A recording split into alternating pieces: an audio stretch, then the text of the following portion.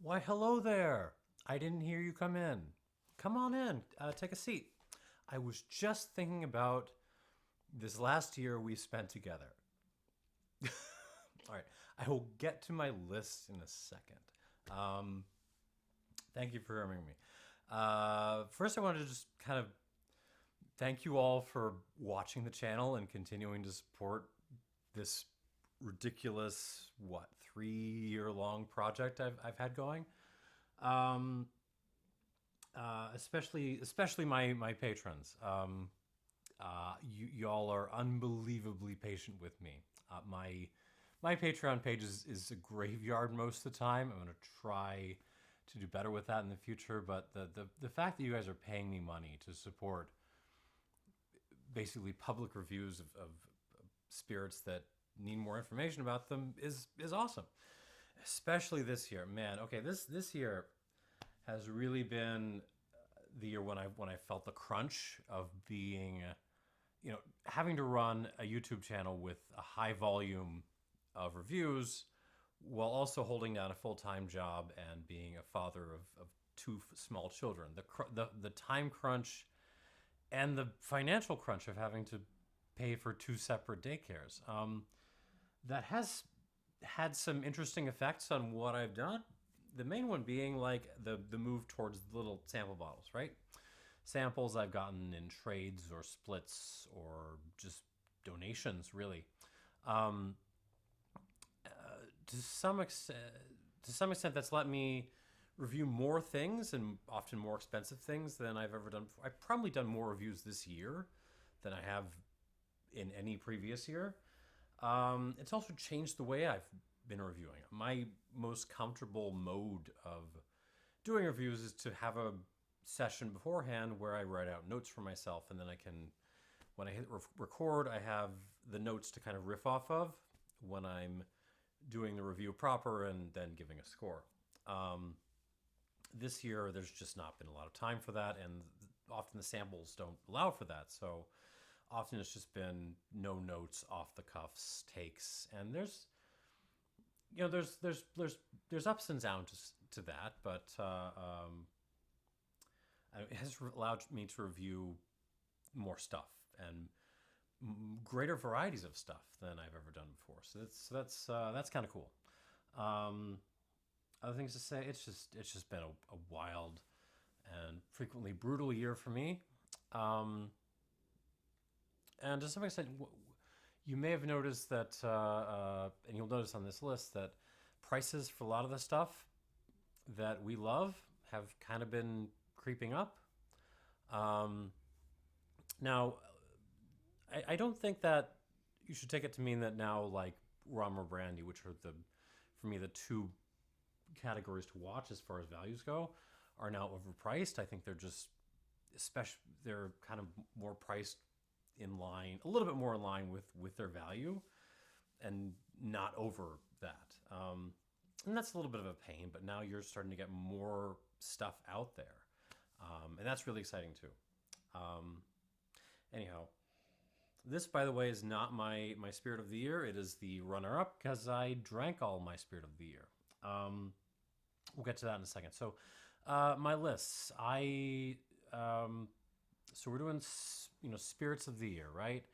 And I had rules for my list of. I'm doing a list of 10. Um, and it has to be something that you can go out and get, so not limited to just one barrel, a couple of hundred bottles. It has to be something that's come out in the last few, not this necessarily this year, but in the last few years. Not like a regular product, at least not one that's been around for a while. Um, and I'm not necessarily picking the best things I had this year because you could just go through and look at my scores and figure that out. But not even necessarily the best values, but just the things that felt the most eventful in a way. Really, the things that I most want people to pay attention to in this kind of video, which is bound to get kind of more views than the normal. So yeah, this is my chance to highlight some stuff I really dug and thought was super duper cool. Um, and yeah, That's how we're doing it. Oh man, that's good. Uh, I shall come back to that. So one thing I found this year, going through the list of stuff I reviewed, was there's a whole lot of stuff I absolutely adored that was disqualified. So there's a long list of, call them honorable disqualifieds, which I'm going to do first. Before then, I want to do a special award. Now that we're about 5 minutes in, I wanted to start off with a special award for Biggest Flex. And the special award for Biggest Flex goes to the Hamden 8 Marks collection. Yeah, I reviewed this, I think a month or two ago. What do you do when you're not only a distillery making one of the best distillates in the world, but you're making 8 of them? Well, you package those 8 things together in a big old 2001 monolith box, and you sell them for a reasonable price. This is the coolest thing I've seen on sale in a long, long time. Beyond the quality of the 8 bottles in here, the 1.6 liters of phenomenal rum, like it's just awesome and educational. Just look at the screenshots of the people on YouTube who have done reviews or like whatever of this who have featured this set. They have all got these stupid grins on their face because they are aware of how cool this is. That alone is the selling point for this. So yeah, Biggest Flex, Hamden 8 Mark set. It is not the last Hamden we will see today. Yeah. By the way, this is a robe I got for Christmas. I do have several sets of pajamas, but I never really wear them that often because they're just too hard to put on and take off in the mornings when I actually need them. So hopefully the robe will do better. It is very hard to photograph this properly. It just kind of, the cameras hate it, but you know what? I like it, so I'm gonna wear it anyways. All right, let's go through this. My list of honorable disqualifieds, things I really, really loved, but just can't be included because, you know, they're regular releases, or they were just released in too small a quantity, or they're released too long ago. First up, I don't have the bottles out here because I didn't have time to round them up, but St. George Terroir Gin. St. George Terroir Gin is an exceedingly simple idea. Let's take a classic dry gin, replace the juniper with Douglas fir, and it is phenomenal. It is delicious. I drink it neat. I've not completely killed my bottle, but there's maybe 3-4 ounces left in there. It's phenomenal. It's really, really good. It would have gotten space on the top 10 list if it had not been for the fact that it was an old lot and a regular release besides that. A lot of these would have gotten a place on this. There's no particular order of these, by the way. Next up, the Golden Devil, Jamaican rum, 1993, Hamden, 27-year-old. I think probably the most, with the exception of the a couple of Austrian eau de vie, is probably the most expensive thing I tried this year. But also really, really, really good. Just, it was a single barrel, so not enough bottles to make the list. Another Hamden that I tried that did not make this list, the PM Spirits Hamden DOK 2017 5-year-old. Oh my God, I love that, and I will thank my wife forever for picking it up on her trip to New York and bringing it back to me. An absolute triumph by PM Spirits to be the first folks to release an aged DOK in the U.S. But again, it was a single barrel, so not enough bottles. Next up, we're going to continue the Jamaica Parade, Long Pond. National Rum Jamaica, Cambridge. STC Heart E, Stacy, 12-year-old, 2010, Jamaican Pure Single Rum. I adored this stuff so much. I mean, it's if you need proof that pot still rum can be absolutely astonishing, even when the esters aren't heading up into the stratosphere. The Stacy 2010 was it's evidence of that. It just happened to have been released too long ago, so it did not make the list. Also, the Jérôme Forget Calvados d'Enfronté 1996. Almost certainly the best Calva I tried this year. Pear driven, pear and oak, absolutely gorgeous, but single barrel, so didn't make the list. Also, did not make an honorable disqualified. The Domaine Testu, Marc de Bourgogne, 1969. Just one of the best pomace brandies I have ever tried. Pushing up there with the Mar from Zindhumbrecht from 76. Not quite there, but man, is that good stuff. Chardonnay-based pomace brandy, man. All right. Also not making the list, that single barrel Frappin I reviewed. The Frappin 1994, 27-year-old. Also a PM Spirits pick. I generally like their picks. One of the most textbook Grand Champagne cognacs I've ever tried. It's got power, it's got aromatics, it's got more power. I absolutely adored it. It just happens to be a single cast, so not making the list. Also, kind of in that same category, the Giboin Borderies 1997. The single cast didn't make the list. Also, probably released too long ago.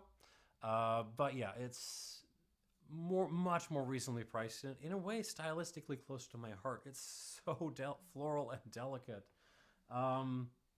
So if you see single bottlings of Giboin, or single cast bottlings of Giboin at high strength, grab them. Just grab them. Don't ask questions. Borderies.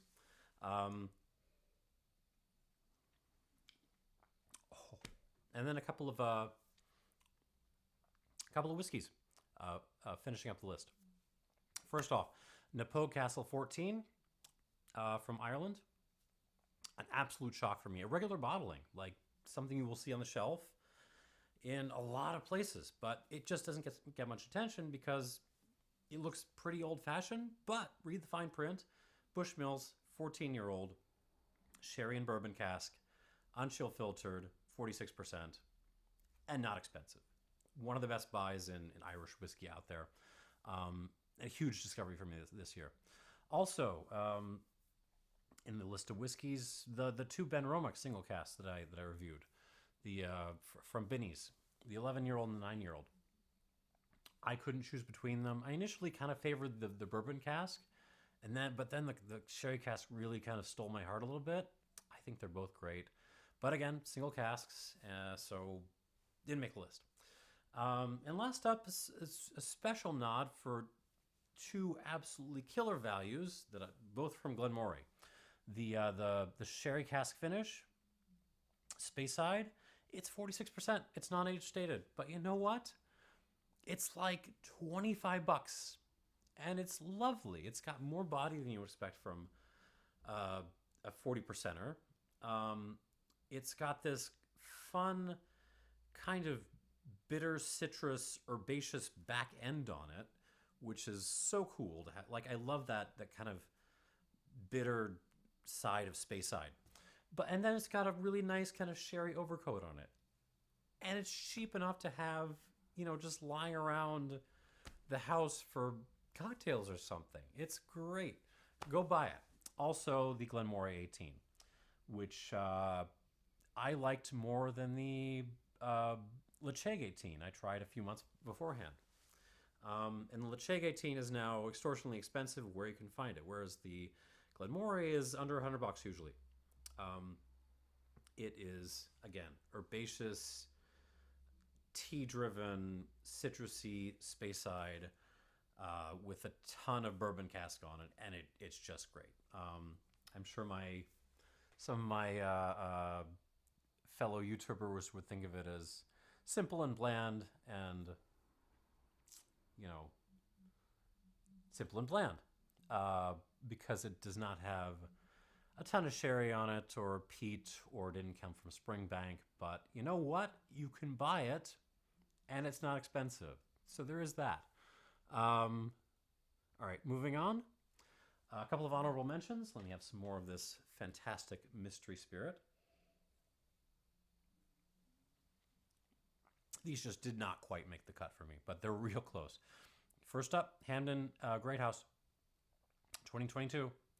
The most estery, funky release of Great House they've done so far.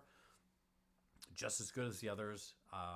Absolutely fantastic. Prices are creeping up, as they are kind of generally, but quality's still there. And then second, also no particular order on these. Also an honorable mention, the Kensatu Mulberry. This little brandy, this little eau de vie, 50% from Armenia, with absolutely no hype behind it whatsoever, got me obsessed with mulberries for the past couple of months. And it's delicious, and it's not expensive. Kensatu, keep an eye out. Also, the Soak Ron Serrano from Oaxaca, from Mexico. One of the best cane juice rums I had this year. It's absolutely sort of ties top right up there with the best Mexican rums I've ever had. Also, the La Venenosa Sierra del Tigre Raicilla. Cheese agave. You know, very, very cheese driven, but so delicate and beautiful and delicious, and just kind of a wonderful demonstration of what raicilla can do. And last of the honorable mentions, the Rum Deluxe. White rum, unaged rum, number 2 from New Yarmouth, the NYE-WM. Just a great example of high ester rum from a distillery, New Yarmouth, we don't hear from very often. And that leads us to our top 10. Drum roll, please. Now, these I did actually bother to pull out the bottles, although a bunch of them are samples, so this isn't going to be very visually appealing. But let's go. Let's go. Number 10. Bella Haute, 1982 Armagnac Teneros. This one I had kind of forgotten about. I reviewed it earlier this year, and I mean, it was $100. It was very, very, very good, bordering on great. 1982, for like 40 years old, 39 years old, sorry. Bottled at good strength, and it just didn't stay in my mind very much. But then, you know, going back over my notes, looking through stuff, I noticed this kept working its way up, further and further up the list.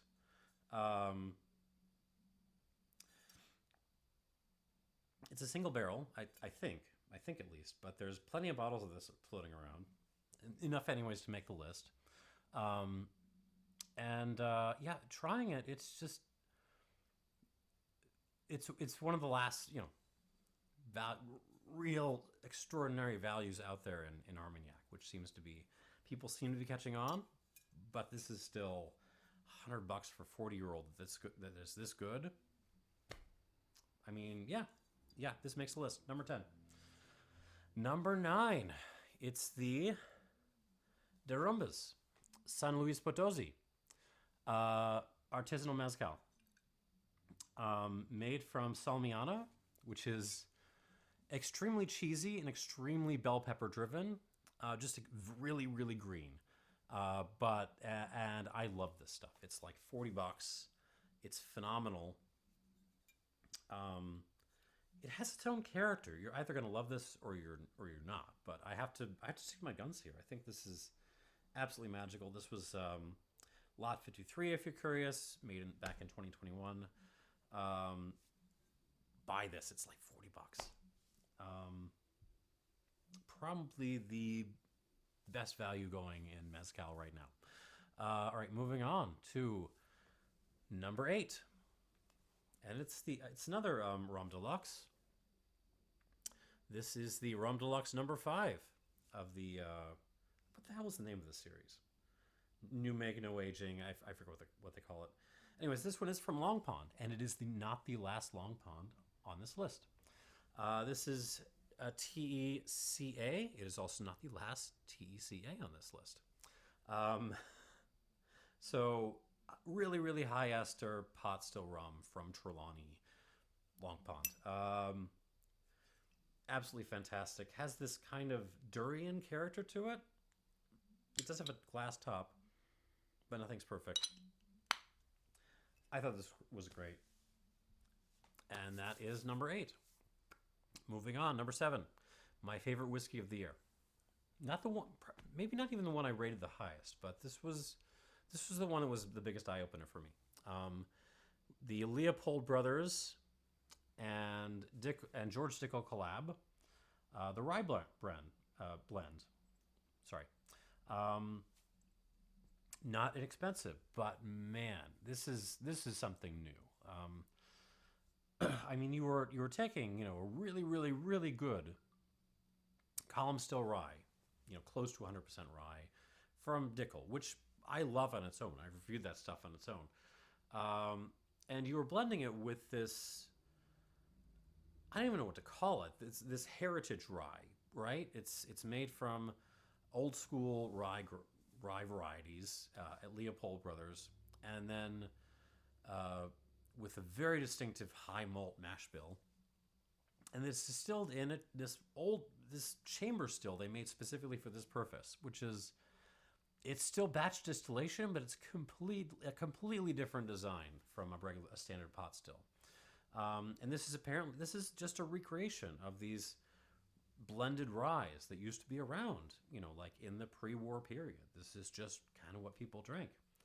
And it's so cool, and it's so very good. Do I wish it was cheaper? Yeah, absolutely I do. But as a proof of concept, this is extraordinary. Number 7 on my list.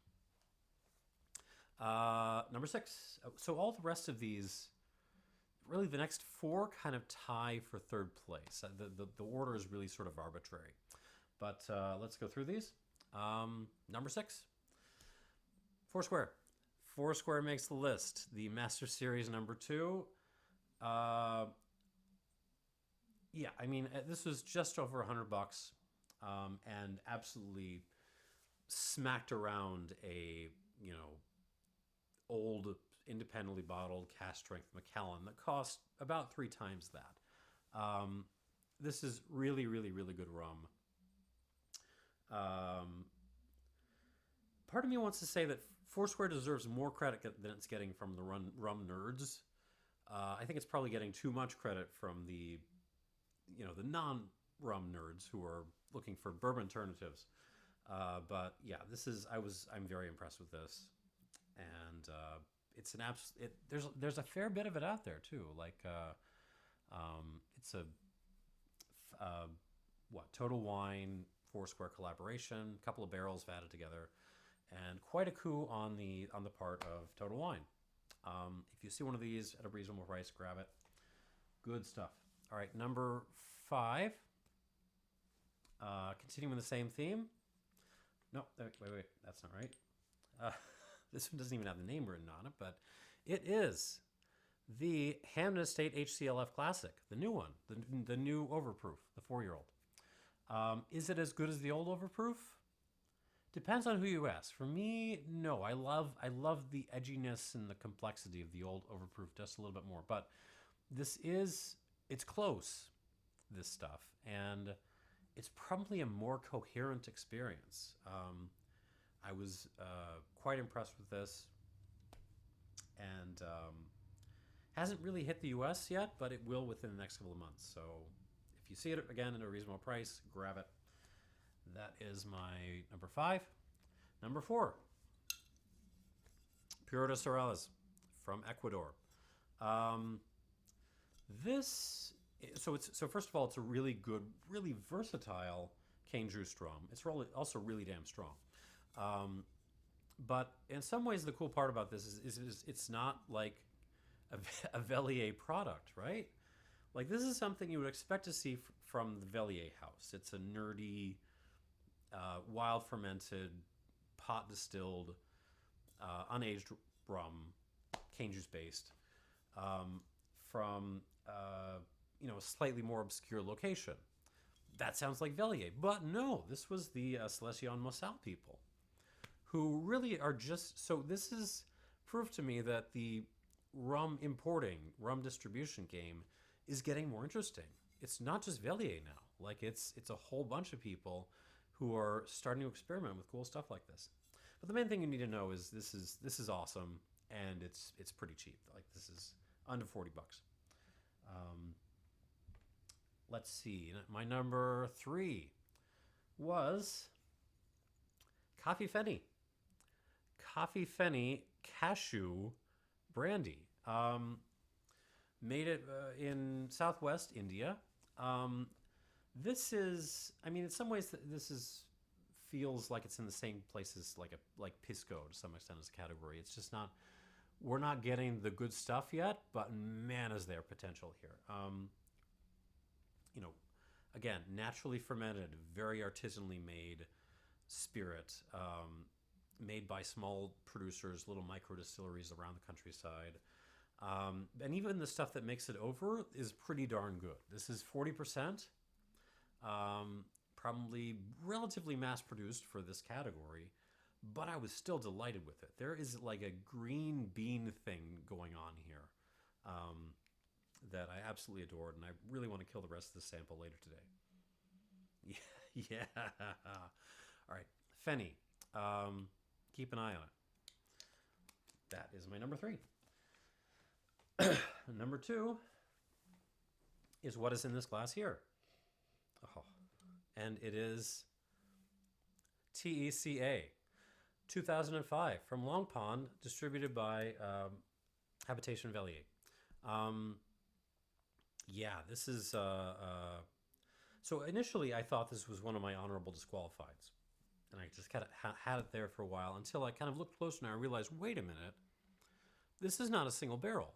There's actually like over 1,000 bottles of this stuff running around. So it immediately made its way on the list. This is the best thing I tried this year that qualifies actually qualifies for the top 10. I think I gave this a 92. And man, does it deserve it. As much as I love Hamden, they do have one glaring, I don't even want to say weakness. One thing they don't have, which is old, tropically matured stocks. Long Pond has that. So I am delighted to see that to some extent they are leveraging that, or at least third parties like Vellier are leveraging that. Amazing stuff.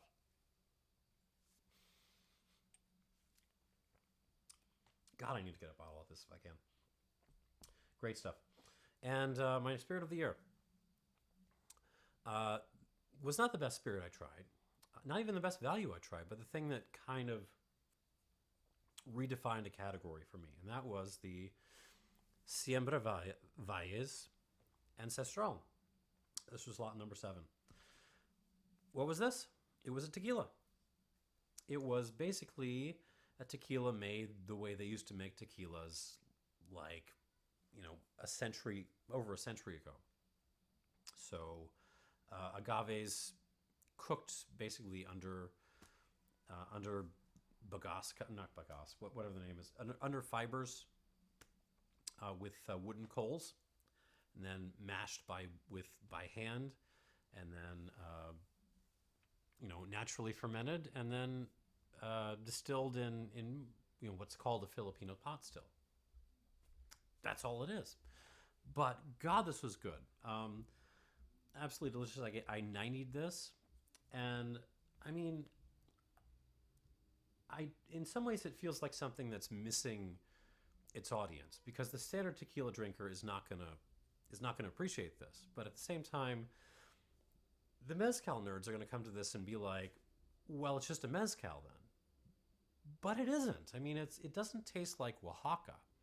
It doesn't taste like Michoacan or, you know, San Luis Potosi. It tastes like its own distinctive, special thing. And I just absolutely loved it, and I would love to see more things like this. So yeah, this is my spirit of the year. Ancestral, lot number 7. And that's the video, I guess. We've been going for half an hour now. Longer than I would have hoped, but, thanks for watching. And thanks again for supporting me and supporting what I'm trying to do here. Yeah. Thanks for watching. Happy New Year's and cheers.